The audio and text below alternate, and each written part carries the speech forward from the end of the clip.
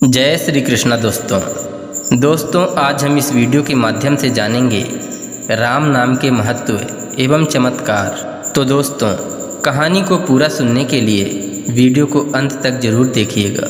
दोस्तों एक गांव में एक साधु रहते थे। वह पूरा दिन राम नाम का जाप करते एवं ढोलक बजा बजा कर भजन कीर्तन किया करते।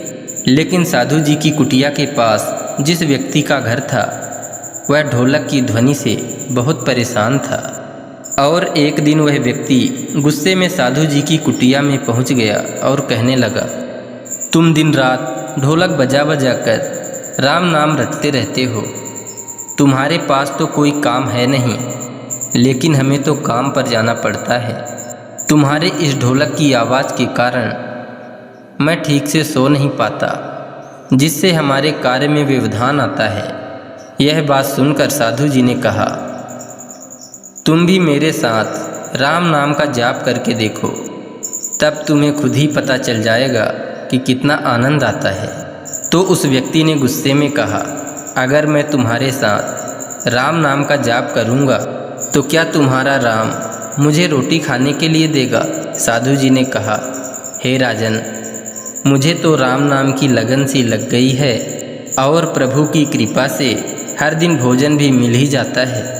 तुम भी राम नाम का जाप करके देख लो, मुझे भरोसा है मेरी तरह तुम्हें भी भोजन अवश्य ही मिल जाएगा।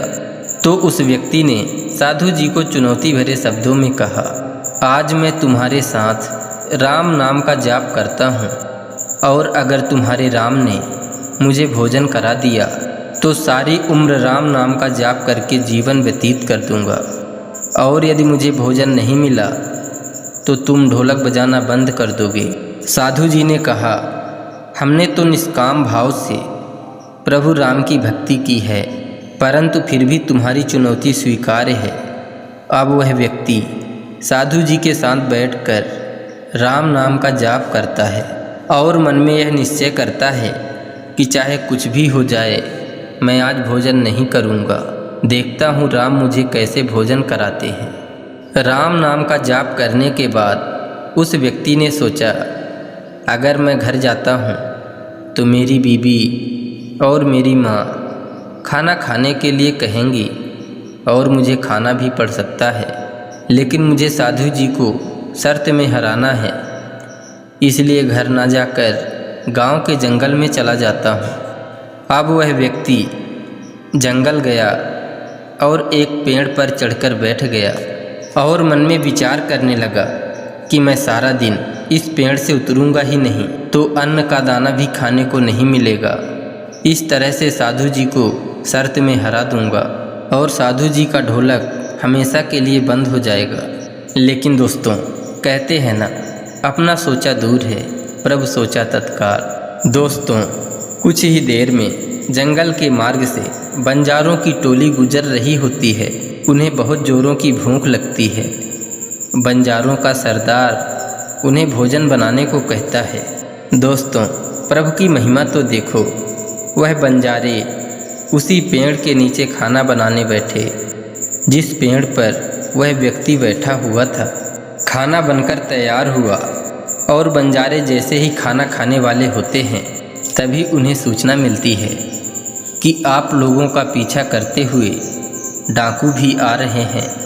सभी बंजारे डाकुओं के डर से खाना वहीं छोड़कर चले जाते हैं। यह सारा दृश्य वह व्यक्ति पेड़ पर चढ़कर देख रहा था।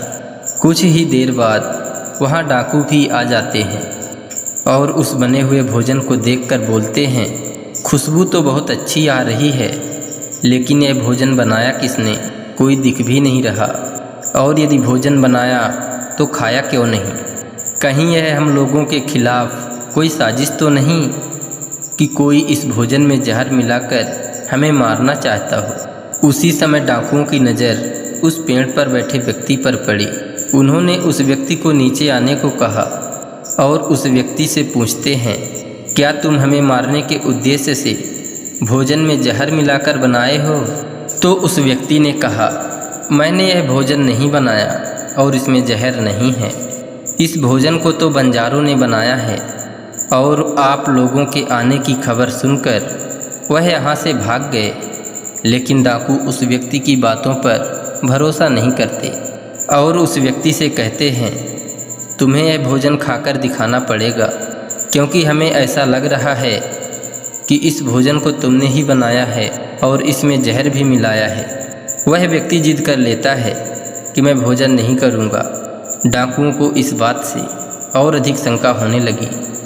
तब एक डाकू ने उस व्यक्ति के सिर में बंदूक की नोक रख कर के बोला, अब तो तुम्हें यह भोजन खाना ही पड़ेगा, नहीं तो फिर बंदूक की गोली खानी पड़ेगी। अब वह व्यक्ति डर के मारे भोजन करता है और साधु जी को याद करता जाता है। उसकी आंखों में अश्रु बह रहे थे। साधु जी के कहे अनुसार राम नाम जाप करने के बाद उसे भोजन न चाहते हुए भी करना पड़ा। उस व्यक्ति के भोजन करने के उपरांत डाकुओं ने उसे छोड़ दिया। अब उस व्यक्ति को विश्वास हो गया कि उन बंजारों को और डाकुओं को प्रभु राम ने ही भेजा है, और वह व्यक्ति साधु जी के पास पहुंचा और साधु जी को दंडवत प्रणाम करके सारा वृत्तांत सुनाया। अब उस व्यक्ति को साधु जी से भी ज़्यादा राम नाम की लगन लग गई और उसने अपना सारा जीवन प्रभु राम को समर्पित कर दिया। मेरे प्रिय दोस्तों, कहानी यहीं संपूर्ण होती है। आशा करते हैं यह कहानी आपको अच्छी लगी होगी। इसी तरह से और भी वीडियो आपके पास सबसे पहले पहुँचे, उसके लिए कृपया चैनल को सब्सक्राइब कर लीजिए एवं वीडियो में एक लाइक करके कमेंट में लिख दीजिए, जय श्री राम।